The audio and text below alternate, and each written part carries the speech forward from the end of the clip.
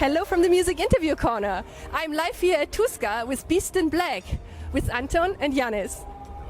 Thank you so much for taking time for the interview. Our pleasure. How does it feel for you guys to play at Tuska today? Well, we're all physically exhausted, but we're always happy to play and be on stage and give joy to the people as much as we can. Cool, I'll be there in the crowd. You want to add something to that? No, he summed it up pretty well. Your third album, Dark Connection, was released in the middle of the lockdown. How was it for you? How did you experience the lockdown, and how was it to release an album during the lockdown? Well, of course, we thought about should we postpone it until the lockdown is over and the world is more open, but we decided to release it anyway. And I think it was all right decision. You know, there was no actual like perfect solution.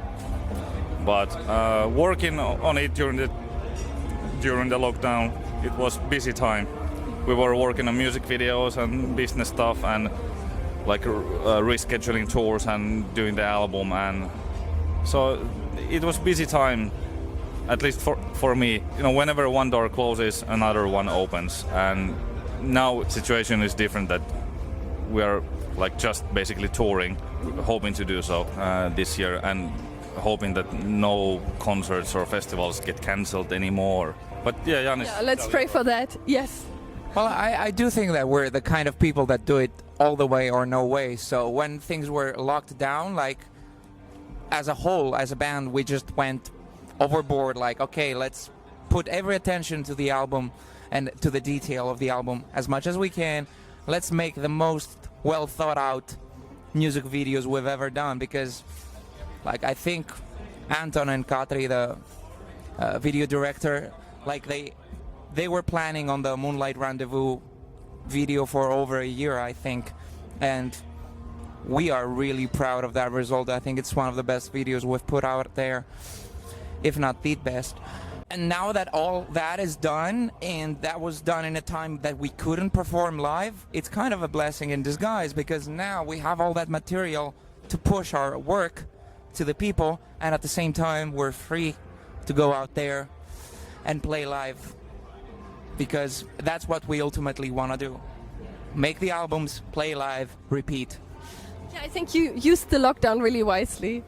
How is it for you? You were involved in many music videos. How is it for you to be creatively so involved in your music videos? Well, it's like just one form of an art. I love all kinds of art forms, and to challenge myself in those. And my big passion is movies, and that's why I thought, okay, let's do something not so typical. Yeah, it's difficult in a nice way, because when you are done with it, you can say that, okay, like I did it. To yourself, you can say that, okay, at least there's no second guessing. You know, I don't want to live with the feeling of second guessing. What if I would have done that way, or I should have done that way? Well, now's the chance. Like financially, we had the resources to do what we did, and we had the ideas and like a motivation to do what we did, and that's the only way with any form of art. Like when you go into it, you go all the way. As Yannis said, we're all way or no way kind of a band. That's good. That's a very good attitude. Yeah. I also wanted to ask about the One Night in Tokyo video, because you also were responsible for the story, right? With the director together, you developed the story of the video, right? It was three persons, me, Ere Ek, and Katri Ilonen-Koppanen. Like three persons wrote the story. Like my childhood friend Ere Ek came out with the idea, hey, what if we go all nuts? Like first I wanted to have a video that's more grounded, not so insane and absurd, but he thought like no, let's like make it all the way like what it is, you know. And I thought about it, okay, let's see where it goes, and then we started brainstorming and throwing out ideas on the paper and like recording them with the phone. Katri recorded them on the phone, like with the conversation that me and Ere had at my apartment. And then we kept refining that, and it was fun. Like it was kind of spontaneous because we didn't have much time, and at some point I told the director of the video, Katri, that hey, let me call my friend. He has this insane imagination. and it worked out for that video. It fits well to the song. It's a feel-good video with all its absurdity. I really like it. And you're also referencing virtual reality, right? In a way? Yeah, you mean in that video? In that video, yes. I wasn't specifically thinking of virtual reality.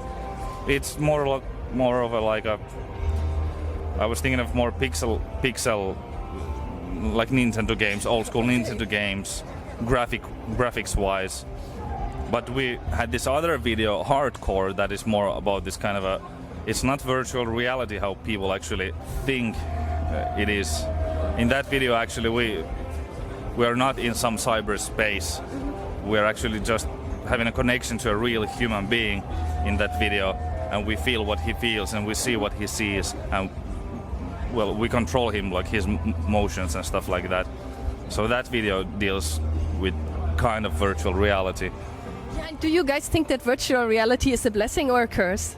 Like, maybe you can also say something. Oh, that's a tough one, because I'm always seeing both sides of the coin, and it's a really extreme coin to flip. Like, there could be benefits in some way, but personally I lean more towards the negative side, to be honest, because I think we're already getting very disconnected from our human side.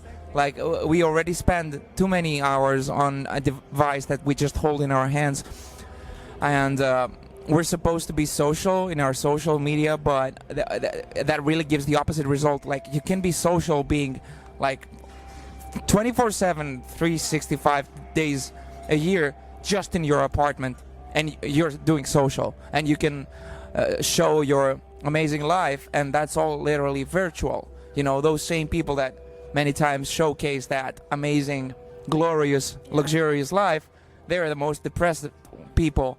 And I'm not accusing them. I am supporting them. I'm standing up for them in the way that they are victims of this reality that we're living, and it's only progressing towards that side. You know, like, we're getting more and more disconnected. Like, you know, back in the day, if you were in a bus and or in a long train ride, like 8 hours, and you know, you read your book, you finished your magazine, what else could you do? You started talking to people. Right now it's almost unacceptable to talk to strangers. Like, you have so much comfort on your phone. Like, you can put your own music to listen to, you can watch your own movies, and in a way that's a blessing. You know, technologically it's a revolution, but it always has a cost. You know, every kind of comfort, when it's too good to be true, there is always a catch. And yeah, I'm trying to balance things. I'm not casting aside smartphones or something, but just like everything else, it should be just a tool to make our lives easier and better quality-wise. But I don't think a non-social life is a better life. Personally, I do think that, you know, without people and friends, we would be doomed. So I do think that a social life is a good life. Personally, that's where I stand. Yeah, good point. I totally agree. What do you think about virtual reality? Well, once again, Yannis summed it up pretty well. A tool is a tool, you know, or like it's an environment. You're the one who operates there. Like, make your choices, behave how you behave, think for yourself, and don't try not to get sucked into that instant gratification world, what the world is in that virtual reality with the social medias. That's the problem. It's too, like, you want quick emotional victories, this feel good from getting likes or getting exposure, that someone who you don't even know saw your picture or something. Yeah, it's a good point. So we need gratification, but too much is too much. Yeah, and we need, I think, something real from the real world and not clicks from strangers or bots or something. You are really fascinated by manga and anime, especially by the Japanese series Berserk. And I know it inspired your band name and also the title for your first album, Berserker. So what fascinates you so much about that? Because it's, on an emotional level, it deals with real emotions. and struggles that people go through, it's just in this fictional context. But if you learn the characters, you read the manga, you realize how the characters share those qualities that you yourself even have. But in that story, it's just more amplified because it's a fictional story. You know, main character he's a vulnerable human, but he's still possessing this strength that, let's say, 99.99999% of the people in the world don't have. But if there's, let's say, physically the strongest person on the world, that kind of a person would be able, for example, to swing the sword of the main character in the manga one time, not more. But in that story, he can kind of swing the sword many more times, but he's still not a Marvel superhero. But what interests me more is his emotional side, how he Guts is that character's name, how he grows up, develops, and asks himself, like, what is his place in this world, what's the meaning of his life and why he exists, and what does he value and cherish, find in love, and not in an easy way. It takes a lot of pain to endure and a lot of time to go through before finding it, but then suddenly someone takes it away from you, and how that hurts, and we all can relate to those kind of emotions. And that's just like one small example of what it all is about. Cool. I really have to check out this series now. Oh yeah, I don't know if we have time for one more question. We can try. Sure. What do you? Cool. Yeah, they were just waving at us, but it's okay. What do you think? Because you are really both, I think, interested in sci-fi, and I think we share that. What do you think our future will look like 20 years from now? Who wants to go first? Doomed. Oh, I feel that too, actually. Yeah, I'm kind of avoiding the very straightforward answer because I don't want to be a negative person, you know. But I really do think, at least looking at the humanity from a historical standpoint, that there was always extremities that were overcorrected, you know. And I do think that in a way we live in an age of overcorrection, you know, when it comes to the morals of our society, when it comes to liberties of our society, because freedom is good, but too much freedom can be violating against somebody else's freedom. You know, we're in a very weird spot right now, societally speaking, and I do really hope that we reach the bottom very soon, because that's the only way that things can be fixed. Yeah, I'm not sure if we're at the bottom yet. I don't think so, and we need a good slap in the face to change things towards the better. But I'm not sure if I will live to see it. I hope that our kids will live to see it. Because, I hope we're going to survive this at all. But thank you. Or if we quote our other guitar player, Kasperi, when you reach the bottom, like, take a shovel and dig even deeper. Thank you so much for this interesting interview, and goodbye from the Music Interview Corner. Bye.